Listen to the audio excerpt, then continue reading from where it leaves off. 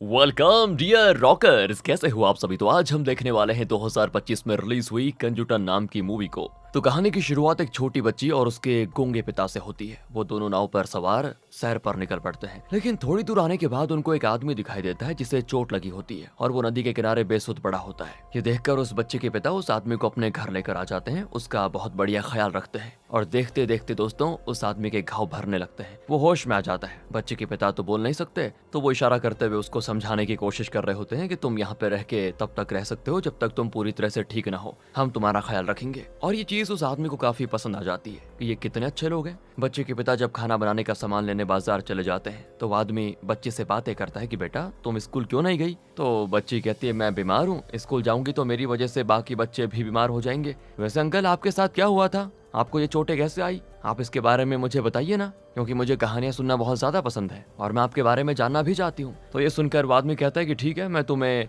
कंजूटन नाम के आदमी के बारे में बताता हूँ, बड़ा ही कमाल का बंदा है वो, सुनना चाहोगी उसके बारे में। तो बच्ची कहती क्यों नहीं अंकल, बिल्कुल सुनना चाहूंगी। इसके बाद दोस्तों आगे की मूवी उसी कहानी के अनुसार चलने वाली है। तो कहानी की शुरुआत में हमें एक होटल का सीन दिखाया जाता है जहाँ अन्ना नाम का बावर्ची बड़े गुस्से से आटा गूंद रहा होता है और बड़बड़ाता रहता है कि ये खड़ूस मालिक ठीक से पगार नहीं देता और इसको चाहिए कि मैं गोल गोल फुली फुली पूरियां खिलाऊं सभी को। मैं आपसे पूरियां बनाऊंगा ही नहीं, जब तक मेरी पगार नहीं बढ़ती मैं कुछ नहीं करूंगा। अन्ना गुस्से में मालिक के पास आकर कहता है कि मालिक लाए मेरी पगार दीजिए, नहीं तो मैं काम छोड़कर चला जा रहा हूँ अभी। तो मालिक कहता है कि पगार, किस बात की पगार, मैं तो तुम्हें अपना फैमिली मेंबर्स मानता हूँ यार, और फैमिली वालों को पगार थोड़ी ना देते हैं। चल फटाफट से पूरियां छान, कस्टमर्स आ रहे हैं जल्दी कर। सुनकर अन्ना कहता है कि बस बहुत हो गया, अब से मैं यहाँ पे काम करूंगा ही नहीं, जा रहा हूँ मैं। लेकिन अन्ना ने कदम बाहर ही क्या निकाला था दोस्तों, तभी वहाँ पे एक लड़की आ जाती है जिसको तो अन्ना देखता ही रह जाता है। मालिक कहता है कि आज से ये हमारे होटल में काम करेगी, ठीक है तुम जाना चाहते हो तो चले जाओ। तो अन्ना दोस्तों उस लड़की के सामने बड़ा ही मारते हुए कहता है कि अरे मालिक तुमने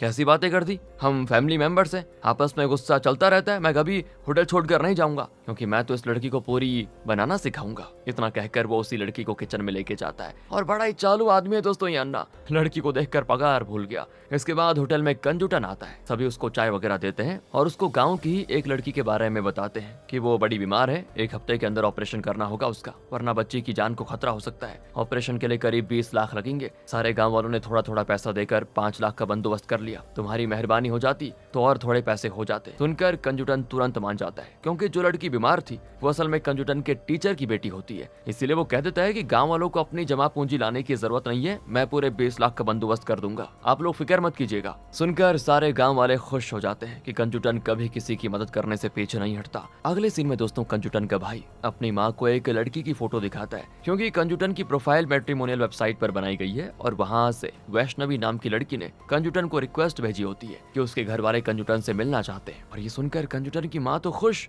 लेकिन वो ये सोचकर परेशान होती है कि क्या लड़की कंजूटन की हाइट के बारे में जानती होगी, क्योंकि दोस्तों कंजूटन की हाइट बहुत छोटी है। जिसपे कंजूटन का भाई अपनी माँ से कहता है कि माँ मैंने सारी डिटेल्स डाली थी वेबसाइट पर, सब कुछ देखकर ही वैष्णवी ने रिक्वेस्ट भेजी होगी। तब जाकर कंजूटन की माँ को थोड़ा सुकून मिलता है कि शायद अब मेरे बेटे की शादी हो जाएगी। और कंजूटन को भी वैष्णवी की फोटो भेजी जाती है पसंद करने के लिए, तो वो उस फोटो को देखकर बड़ा खुश हो जाता है। वैष्णवी उसकी आंखों में बस चुकी होती है, उसके मन में लड्डू फूटने लगते हैं, इसीलिए वो वैष्णवी के परिवार वालों से मिलने को तैयार हो जाता है। दोस्तों अब रात को कंजूटन के दोस्त उससे कहते हैं कि देख यार तेरी तो शादी होने वाली है, उसके बाद तो तेरे मजे ही मजे हैं। लेकिन कंजूटन को समझ नहीं आता कि उसके दोस्त कहना क्या चाह रहे हैं। और तब उसके दोस्त कंजूटन को एक प्रोस्टिट्यूट के पास लेकर जाते हैं और कहते हैं कि पहले से समझ ले कि शादी के बाद क्या क्या करना होता है, वरना बाद में पछताएगा। कंजूटन तो यहाँ भी आकर एकदम शर्मा रहा होता है, पर उसके दोस्त ने उस लड़की को सारी बातें बता दी होती हैं, तो वो खुद अप्रोच करती है कंजूटन को, पर ये दोनों कुछ कर पाते इससे पहले घर में पुलिस वालों की रेड पड़ जाती है। वो घर में घुसकर देखने लगते हैं कि यहाँ प्रोस्टिट्यूशन का काम तो नहीं चल रहा। अब उस समय सिर्फ घर में वो लड़की और कंजूटन मौजूद होते हैं और पुलिस वाले उसी कमरे के अंदर आ जाते हैं। और तब अपने आप को बचाने के लिए कंजूटन हाइट में छोटा तो था ही,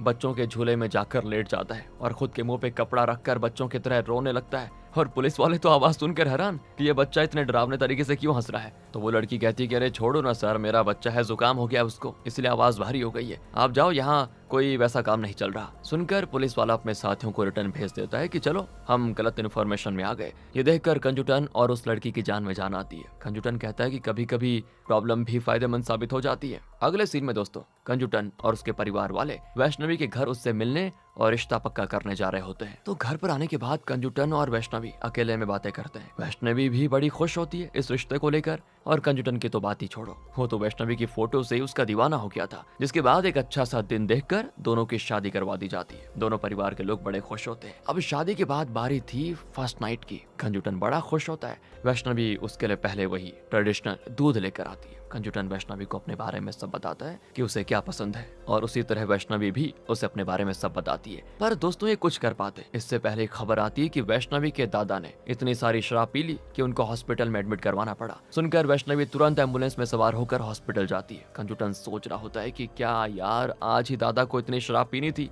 वो हॉस्पिटल आता है जहाँ डॉक्टर कहते हैं कि देखिए दादाजी खतरे से बाहर हैं, चिंता करने वाली कोई बात नहीं। तब जाकर कंजुटन को खुशी होती है। वो वैष्णवी से कहता है कि चलो घर चलते हैं, पर वैष्णवी मना करके दादाजी से मिलने चली जाती है। अब इस चीज में पूरी रात निकल जाती है दोस्तों। अगली सुबह सभी रिटर्न घर आते हैं। कंजुटन तो कह रहा होता है कि यार, मेरी फर्स्ट नाइट बर्बाद करके ये दादाजी आराम से टल्ली हो गए और सारा मूड खराब कर दिया। बताओ, अब कंजुटन ने फैसला कर लिया था कि आज रात वो कोई भी बाधा आने नहीं देगा। उसके और वैष्णवी के बीच तो जैसी रात होती है, वो वैष्णवी के लिए जलेबियां वगैरह लेकर आ जाता है, जिस चीज को देखकर वैष्णवी खुश, क्योंकि ये उसकी फेवरेट थी। इसके बाद दोनों सोने की तैयारी करने में लग जाते हैं। तो कंजुटन वैष्णवी से बातें करते हुए फैमिली प्लानिंग के बारे में पूछता है कि हमें कितने बच्चे होंगे, कितने करने चाहेंगे हम। वो बात कर ही रहा होता है दोस्तों कि वैष्णवी तब तक खर्राटे मार के सो जाती है, और कंजुटन फिर परेशान कि यार आज भी ये फर्स्ट नाइट नहीं हो रही। उसका दोस्त कंजुटन को फोन करके कहता है कि क्या मेरे दोस्त मजे कर रहे हैं, जरा मुझे भी तो सुना। सुनकर कंजुटन मोबाइल वैष्णवी के मुंह के पास रखकर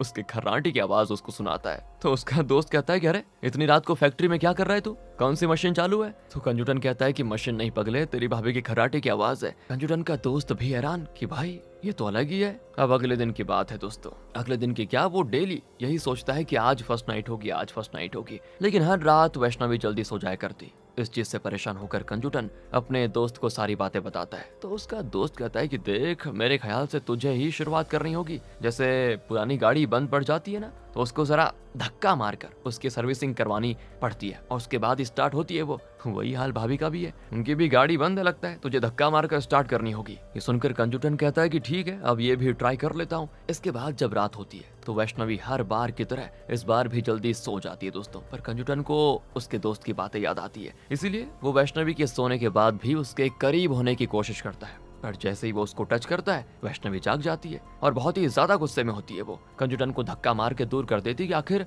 तुमने मुझे छुआ कैसे, मेरी परमिशन के बगैर। तो वो कहता है अरे पति हूँ तुम्हारा, मुझे किस बात की परमिशन। कंजुटन समझ चुका था दोस्तों कि शायद ये शादी वैष्णवी ने सिर्फ दिखावे के लिए की है। वो मुझसे प्यार नहीं करती, सिर्फ मेरे पैसों की वजह से मेरे पास है। वो वैष्णवी से कहता है कि सच कह रहा हूँ ना मैं, मेरे पैसे को देखकर मुझसे शादी की ना तुमने। तो वैष्णवी भड़कते हुए कहती है मैं क्या तुम्हें उस टाइप की लड़की लगती हूँ, और गुस्से में अपने आप को कमरे में बंद कर लेती। शोर वगैरह सुनकर कंजुटन के भैया भाभी भी आ जाते हैं, जो वैष्णवी को समझाते हुए उससे पूछते हैं कि क्या बात है, तुम ऐसा क्यों कर रही हो। तो वैष्णवी रोते हुए उनको सारी बातें बताती है कि बचपन में मुझे डांस सीखने का बहुत शौक था। एक सर थे जिनके घर में जाकर डांस सीखा करती थी, उनके पास और भी बच्चे आया करते थे। एक बार मैं उनके घर टाइम से पहले पहुंच गई, उस समय कोई दूसरा नहीं था वहाँ पे, और तब सर ने मेरे साथ गलत हरकत करने की कोशिश की। तब से मुझे जब भी कोई छूता है ना, तो मैं डर जाती हूँ। मैं कभी शादी नहीं करना चाहती थी, लेकिन मेरे माता पिता को ताने मिलने लगे कि बेटी की शादी नहीं करवाई दिक्कत हो जाएगी। इसलिए मैंने कंजुटन से शादी करने का फैसला किया कि उससे शादी करूंगी तो शायद फिजिकल नहीं होना पड़ेगा, बस हम दोनों एक कपल की तरह रहेंगे। मैं सिर्फ फिजिकल नहीं बनाने के लिए ऐसा कर रही थी, जबकि मैं कंजुटन से सच्चा प्यार करती हूँ, उसको अपने पति की तरह मानती हूँ। लेकिन कंजुटन भी बाकियों की तरह निकला, मुझ पे आरोप लगा दिया कि मैंने पैसे के लिए उससे शादी की है। कंजुटन कहता है कि अरे अगर मुझे पहले ये सब पता होता तो मैं ऐसा क्यों करता। तुम्हारी बात को समझता हूँ, लेकिन तुम्हें मुझे बताना चाहिए था ना। वैष्णवी कहती कि शायद ये शादी अब और टिक नहीं पाएगी, मैं अपना सामान लेकर जा रही हूँ बस। कहकर वो घर से चले जाती है दोस्तों। बेचारा कंजुटन अकेला उदास रह जाता है, उसको समझ नहीं आता कि वो किसको क्या बोले। एक हिसाब से बात यहाँ तक उसकी हाइट की वजह से ही आई थी, इसलिए वो खुद को कोस रहा होता है कि वैष्णवी कितनी अच्छी थी, मुझे ये सब बकवास चीज नहीं करनी चाहिए थी। वैष्णवी के साथ मैं ऐसे खुश रह सकता था, लेकिन अब सब खत्म हो गया। इसीलिए कंजुटन अकेला रहना शुरू कर देता है, उसका काम पर भी ध्यान नहीं जाता। घर वाले भी इस चीज को लेकर परेशान होते हैं, तो वो एक पंडित जी से राब्ता करते हैं। कि क्या कंजुटन की दूसरी शादी हो सकती है कि नहीं। तो पंडित जी कहते हैं कंजुटन की कुंडली में सिर्फ एक ही शादी के बारे में लिखा हुआ था जो कि अब टूट गई, लेकिन हाँ हम प्रार्थना कर सकते हैं कि भगवान कंजुटन की किस्मत में कोई और अच्छी लड़की दे दे। अब अगले सीन में कंजुटन के घर पे दिव्या नाम की लड़की आती है जो किसानों के ऊपर एक डॉक्यूमेंट्री मूवी बना रही होती है और वो कंजुटन के पिता का इंटरव्यू लेने के लिए आई होती है। तो कंजुटन के पिता उसको अपने बारे में सब बताते हैं। बातों ही बातों में दिव्या की नजर फैमिली फोटो पर जाती है जहाँ वो कंजुटन के बचपन की फोटो को देखकर बिल्कुल हैरान, क्योंकि असल में कंजुटन उसके साथ स्कूल में पढ़ता था और उस टाइम वो दोनों काफी गहरे दोस्त हुआ करते थे। इसीलिए वो कंजुटन का नंबर उसके पिता से लेकर उसे मिलने के लिए बुलाती है। कंजुटन तो हैरान कि आखिर ये है कौन और मुझे कैसे जानती है। तो दिव्या उसको स्कूल के पास लेकर पुरानी चीजें याद दिलवाती है कि कैसे हम दोनों एक साथ पढ़ा करते थे। ये देखकर कंजुटन शॉक कि दिव्या यार तुम इतने सालों के बाद, मैंने पहचाना नहीं तुम्हें, क्या सरप्राइज दिया यार तुमने, बहुत अच्छा लगा तुमसे मिलकर। दिव्या भी बड़ी खुश होती है। दोनों स्कूल के टाइम की बहुत सारी बातें शेयर करते हैं। ये तो सिर्फ पहली मुलाकात थी दोस्तों, देखते देखते अब दोनों डेली मिलने लग जाते हैं और दोस्ती भी दोबारा से गहरी हो जाती है। वैष्णवी के जाने के बाद कंजुटन फिर से थोड़ा थोड़ा खुश रहने लग जाता है, पर एक दिन देवानंद नाम का आदमी कंजुटन को आकर धमकाता है कि उस दिव्या से दूर रहना, दिव्या मेरे छोटे भाई की बंदी है, दोनों की शादी होने वाली है,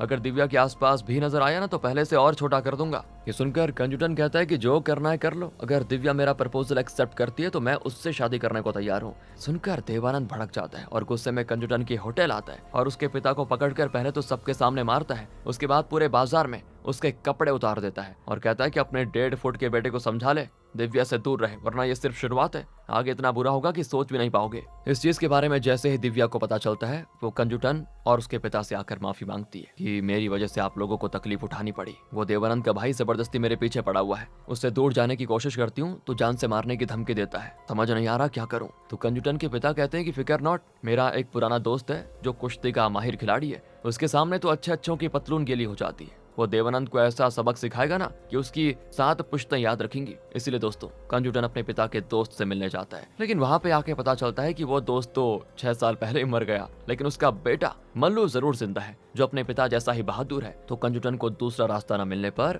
वो मल्लू को ही अपने साथ शामिल कर लेता है ताकि मल्लू एनी टाइम उसके साथ रहे, जिससे अगर देवानंद उसे परेशान करने आएगा तो फिर उसकी खैर नहीं होगी। अब मल्लू जैसे कंजुटन की गाँव आता है उसके स्वागत में सभी पटाखे फोड़ना शुरू कर देते हैं, और ये मल्लू दोस्तों जिसे कंजुटन अपना बॉडी गार्ड बना के लेके आया है ना, वो तो पटाखों की आवाज से ऐसे डर जाता है जैसे कि बॉम्ब फट गया हो। अब बुलाए तो इसको कुश्ती के लिए गया है, लेकिन कहीं ऐसा न हो ये देवानंद को देखकर वही मैदान छोड़ दे। अगले दिन कंजुटन दिव्या से मिलने जाता है जहां दिव्या उसको मंदिर से लाया हुआ प्रसाद देती है कि मैं आज सुबह मंदिर गई थी हम दोनों के लिए प्रार्थना करने, उसी का ये प्रसाद है। तो कंजुटन कहता है कि मेरे पास भी तुम्हारे लिए कुछ है। वो उसको एक अंगूठी देती है जो दिव्या को काफी ज्यादा पसंद आ जाती है और वो तुरंत ही उस अंगूठी को पहन भी लेती है। इस तरह दोनों के रिलेशनशिप की होती है शुरुआत, दोनों एक दूसरे को पसंद करने लग जाते हैं। पर दोस्तों तब हम देखते हैं कि दिव्या जहाँ रहती है वहीं पे देवानंद रहता है। ये दोनों पार्टनर है और इनका एक और साथी है अर्जुन नाम का जो कि दिव्या का बॉयफ्रेंड है, और ये तीनों मिलकर कंजुटन को फंसाने की कोशिश कर रहे हैं। दिव्या कहती है कंजुटन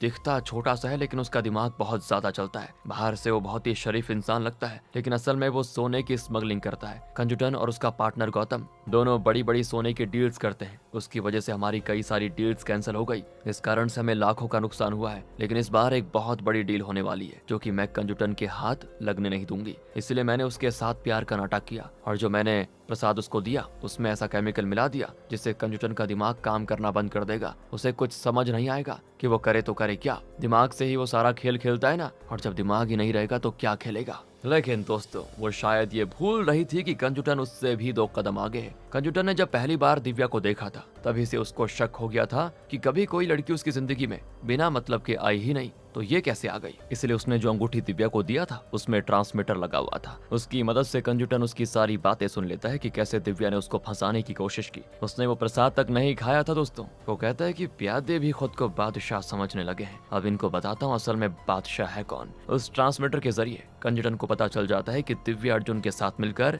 एक सोने से बने कंटेनर की डील करने वाली है जिसमें सीएम भी उसका साथ देगा। कंजुटन तुरंत अर्जुन के साथी को पकड़कर उसको बहुत मारता है और उससे पूछता है कि कहाँ है वो कंटेनर, वरना जिंदा जला दूंगा। तब वो आदमी डर के मारे कंटेनर की लोकेशन बता देता है। तो वहीं अर्जुन टेंशन में होता है कि कंजुटन इस बार की डील खराब ना कर दे, बड़ी मुश्किल से डील हाथ लगी है, पर तभी उसकी नजर दिव्या की अंगूठी पर जाती है। वो अंगूठी देखकर समझ जाता है कि इसमें ट्रांसमीटर लगा हुआ है। उसे पता चल चुका था कि कंजूटन उससे 2 कदम आगे है। उसका कंटेनर अब तक कंजूटन ने उठा लिया होगा, उसे ये भी पता चल जाता है। तो वो तुरंत ही अपने कंटेनर के पास आता है जहाँ गौतम और कंजूटन पहले से मौजूद होते हैं। दोस्तों, अर्जुन उनको समझाने की कोशिश करता है कि ये डील हमें करने दो, काफी डील तुम पहले ले चुके हो। पर गौतम कहता है कि सिर्फ डील की बात होती तो माफ कर भी दिया जाता, लेकिन तुमने कंजूटन को मारने की कोशिश की थी प्रसाद में केमिकल मिलाकर, इसीलिए तुम्हें छोड़ा नहीं जाएगा। जिसके बाद दोनों तरफ के लोगों में एक बढ़िया वाली फाइट होती है दोस्तों, जिसमें अर्जुन और उसके सारे साथी हारते हुए नजर आते हैं और कंजूटन की जीत होती है और कंटेनर भी उसके हाथ लग जाता है। जिसके बाद वहाँ वो आदमी आता है जिसको हमने मूवी की शुरुआत में देखा था। वो पास ही से गुजर रहा होता है